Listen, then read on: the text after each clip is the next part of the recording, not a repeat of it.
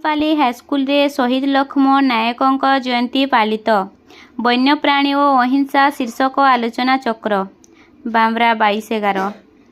Bamra block अंतर्गत मौलपाली स्थित सरकारी उच्च विद्यालयर सभाकक्ष विशिष्ट स्वाधीनता संग्रामी प्रचंड गांधीवादी शहीद लक्ष्मण नायकों जयंती उत्सव पालित हो जाइछि।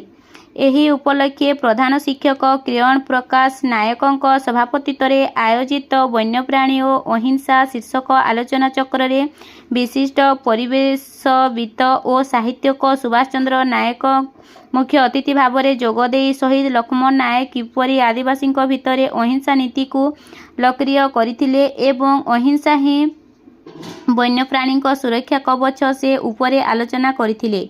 प्रकृति बंधु अलेख कुमार पति मुख्य वक्ता भाव में जोगदे शहीद लक्ष्मण नायकों जीवनी सह अहिंसा नीति उपरे इचन करथिले। उद्यान विभागर अवसर प्राप्त कर्मचारी रवींद्र कुमार दास और अवसर प्राप्त राज्यपाल प्राप्त शिक्षयित्री तुलसी मंजरी बहिदार सम्मानित अतिथि भाव में जोग देइथिले। समग्र कार्यक्रम को वरिष्ठ शिक्षक मानस कुमार साहू परिचालना करने सह अतिथि परिचय प्रदान करथिले। तुलसी लाक्रा प्रारंभिक सूचना प्रदान करथिले।